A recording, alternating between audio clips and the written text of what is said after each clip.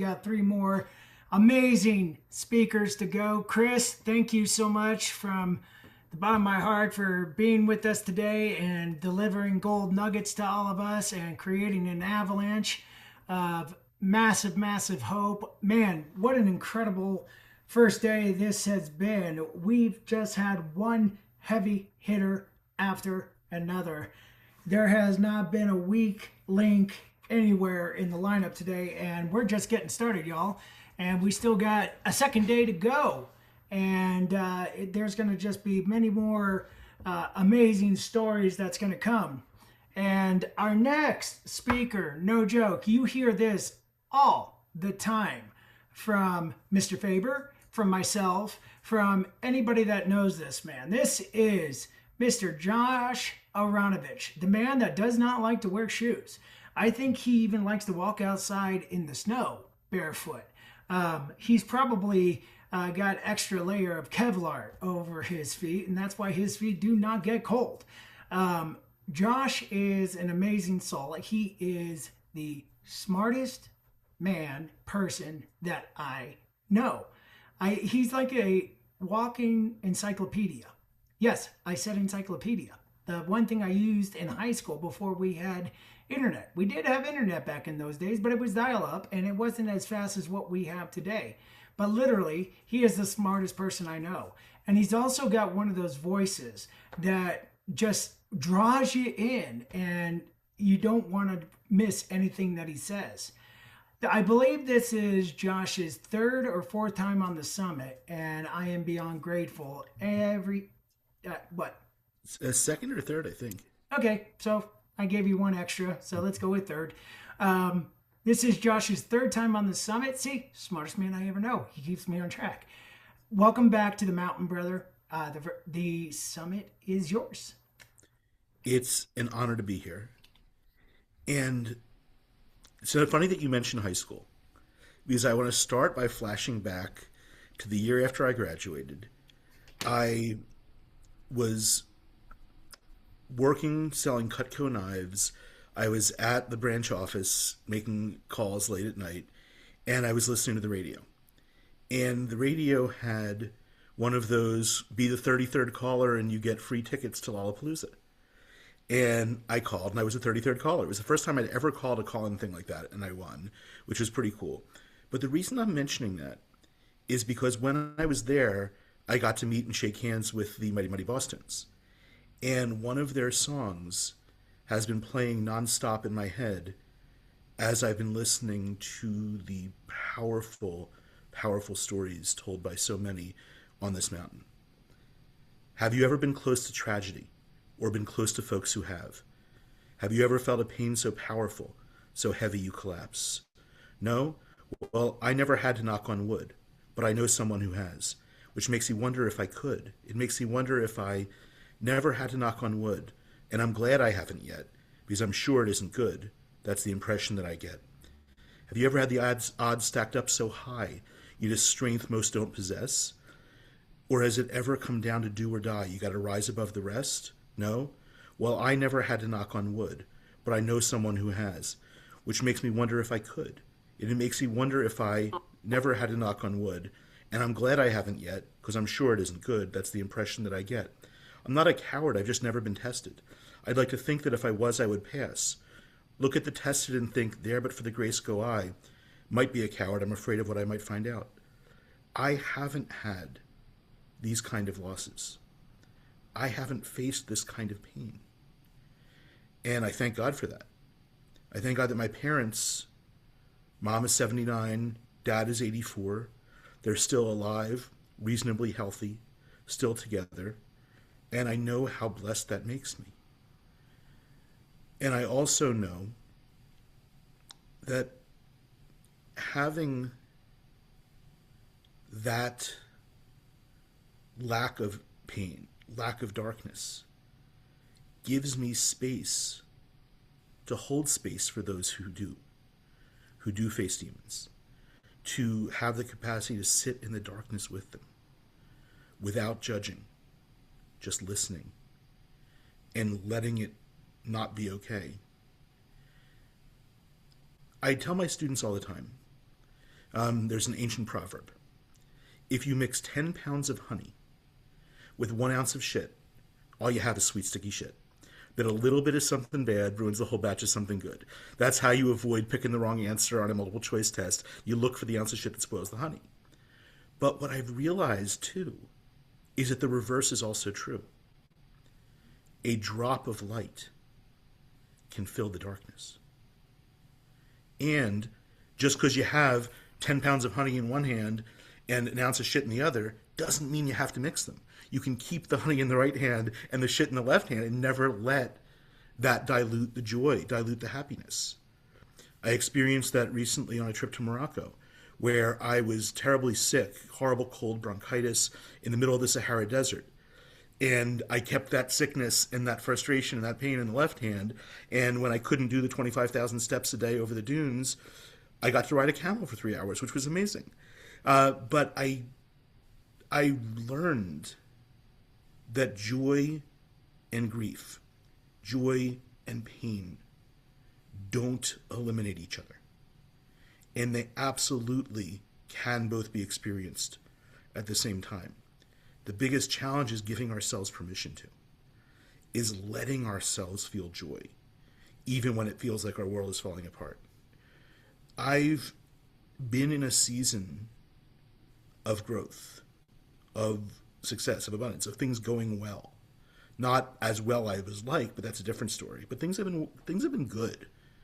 I've been incredibly blessed. And so many of the people that I love have been struggling hugely. I'm not going to tell stories that aren't mine to tell, but sickness, huge financial problems, and sometimes that heaviness is hard to reconcile when things are going well. And knowing what's mine to feel and to hold and what's not mine, but I can still be there for someone going through it. But learning how to care without carrying has been a huge process and a struggle. I know it is for many of those folks that are on this Zoom and are listening to this. This amazingly powerful community that David has convened is filled with overgivers who tend to put everyone else first and all too often themselves last. So sometimes we carry the weight of things that aren't ours. And not only is that not fair to us, but it also limits our capacity to help people heal. One of my friends, George Bryant, the sort of metaphor and the image of his business is the lighthouse. And when you think about a lighthouse, the job is to emit light. If you jump in the water to try and save someone who's struggling, you're not going to be there emitting light, and a lot more people are going to suffer. The job of the lighthouse is not to get in the water with the people that are drowning. And that's so hard sometimes. But it's necessary. I think about when I've been tested and when things are going well, when you haven't had the kinds of losses that we've heard about today. When they start to come and you start to see them in the distance, it's really scary because you don't have so much experience dealing with it. And I struggled with that this year. My mom, who is 79 years old, incredibly vibrant, funny, with it. She's an amazing human being. She is one of the main reasons that I've grown into the kind of caring, empathetic person that I am. She taught me how to love unconditionally. She's also as riddled with anxiety as I am with calm. She is a knot of tension and struggle and lack of confidence. And I wish I could help her to see her the way I see her and how amazing she is. This summer, over a 3-month period, she had 14 falls. And multiple, we took her to the hospital because she hit her head. No concussion, just bruises, nothing broken. And the one time she came, and it was just because it had been so many, they kept her. They kept her for 5 days. They ran every test you can imagine. and nothing neurological, no causes. My theory, and the doctors say we can't officially confirm it, but we're pretty sure you're right, was that it was mostly chronic sleep deprivation. For years, she's been averaging about 2 hours sleep a night. Some nights she doesn't sleep at all. Combined with not eating enough because she doesn't want to gain weight. She's lost over 100 pounds since she was at her heaviest 2 decades ago, and she has huge body dysmorphia and is desperately afraid of ending up too fat again.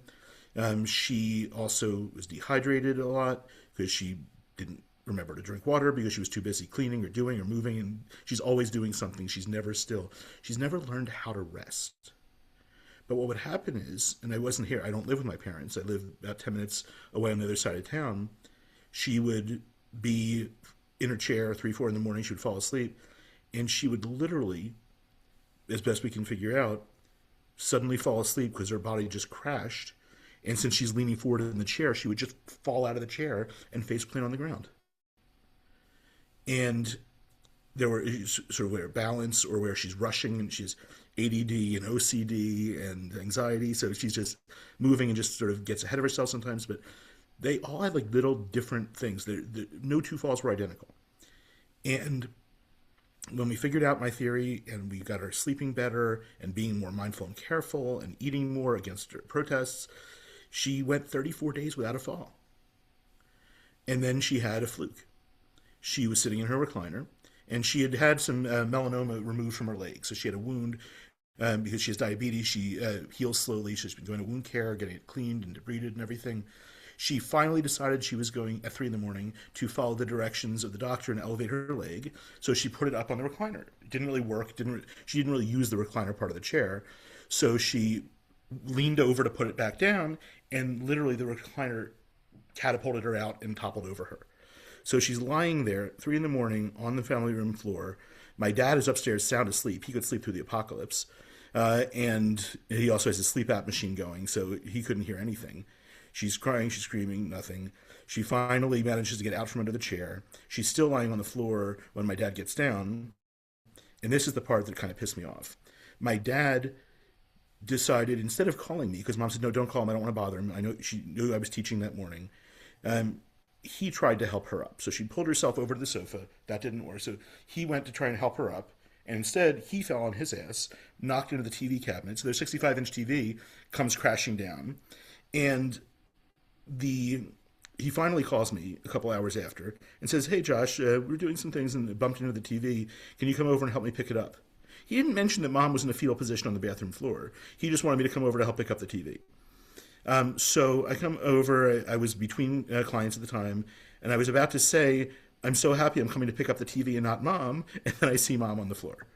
And she had peed herself because she'd been on the floor for like 7 hours. So I help her up. I mean, it's easy. She weighs like 135. So I sort of put my arms around her, pick her up, help her get her balance. She changes, she goes up to the shower. But she's shaken. Didn't hit her head, so doesn't have to go to the hospital. Just a little bruised, a little bit scared. And things are okay. And then 3 days later, she is rushing to meet her friend for a neurology appointment because she had recommended the friend to her neurologist. She didn't bring her cane with her, and she was rushing in, and she literally, on the way into the building, tripped. Her sneaker caught.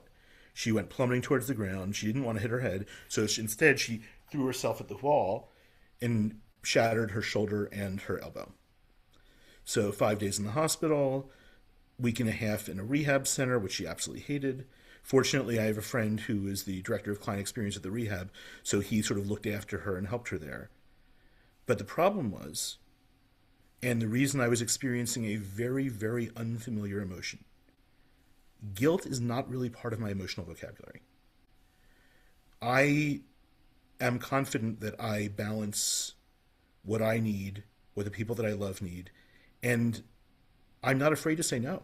I'm not afraid to put my needs equal, if not first. So I don't really have experience with feeling guilty.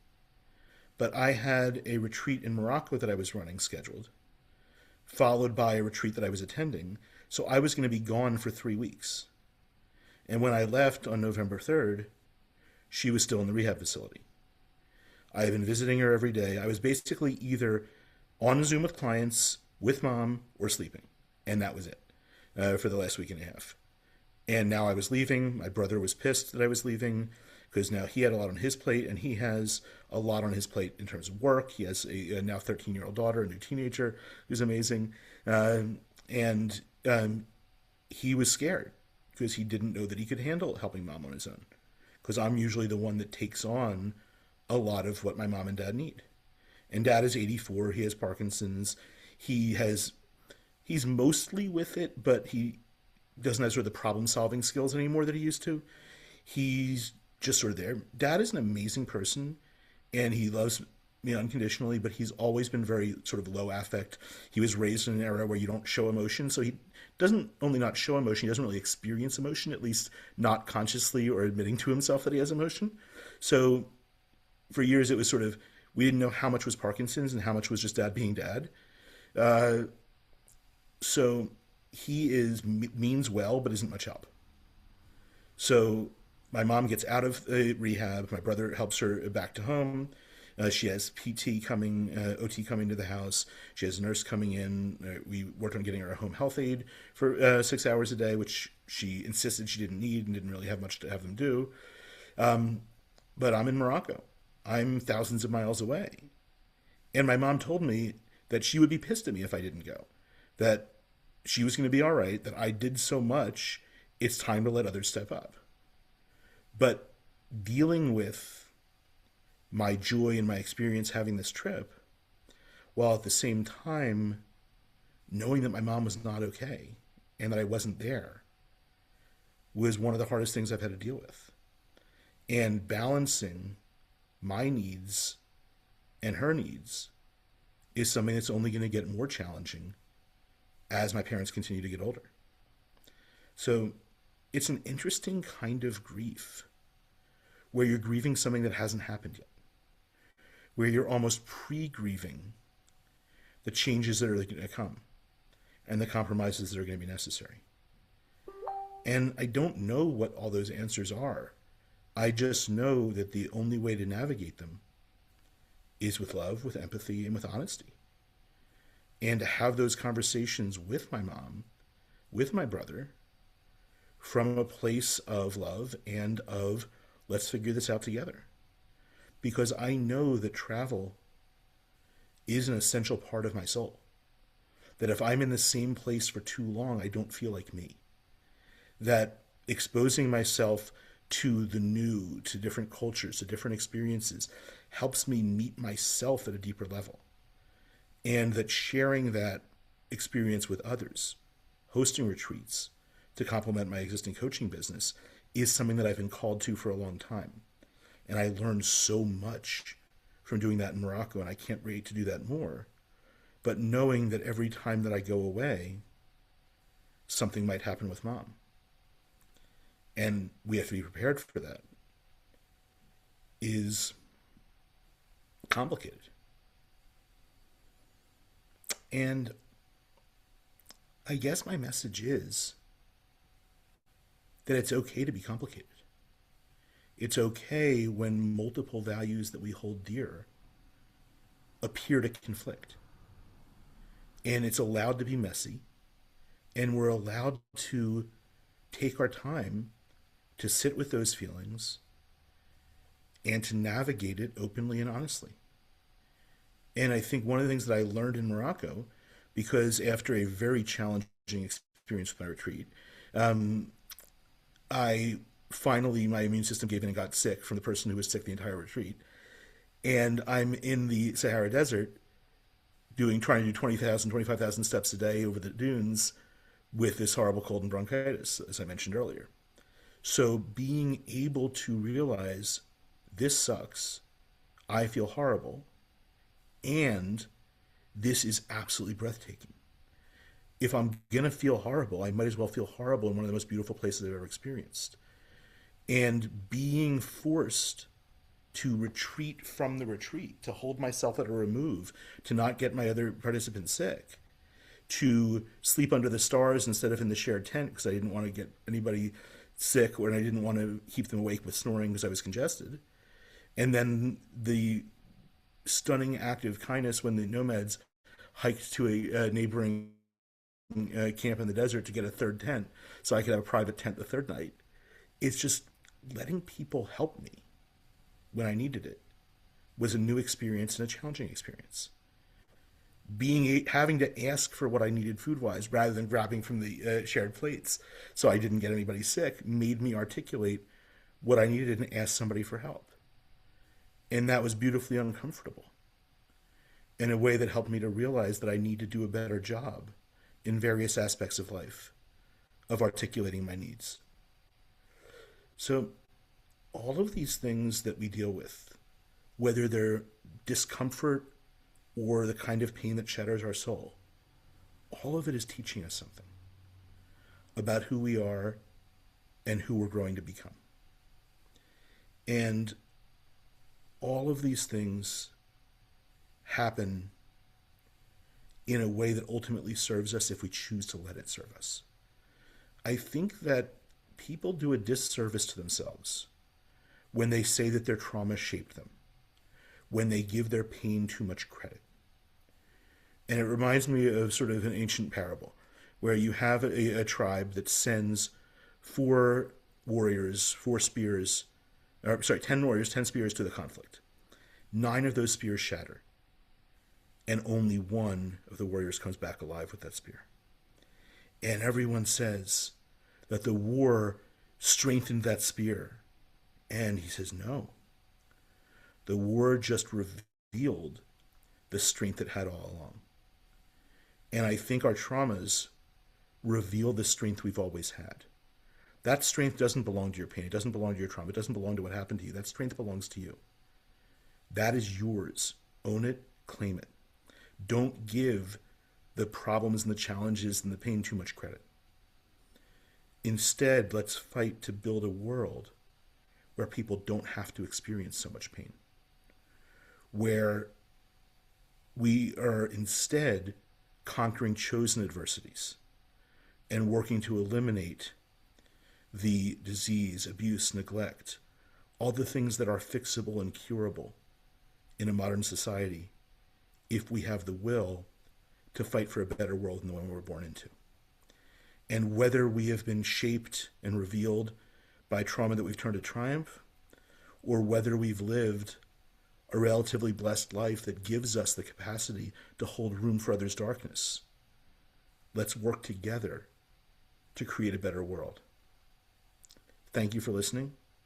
I hope it made some sense, and I love and appreciate you all.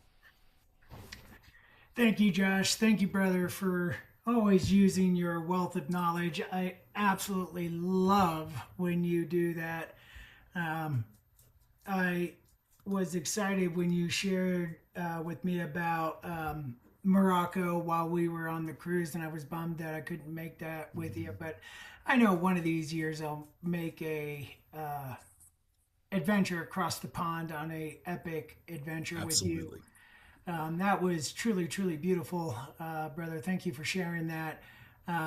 We're going to kick this over to our VIP guests and our amazing speakers as we get close to wrapping up day 1. Would anybody like to share anything with Mr. Josh before we get close to wrapping up day 1? Go ahead, Deb, and then Raquel. Well, I think it's unprecedented. Possibly it would be illegal, but I think Raquel, with her multimedia gifts, and I and you, Josh, we could create a bubble wrap suit for Mom. Just spitballing the good news, here. Though, is she's actually been doing amazing since she got back from rehab. She had one fall that was a little fluky, and she went to the hospital and there was nothing harmed. She's healed from her injuries mostly, and she's just being so much more careful. So, knock on wood, but things seem to be going well so far.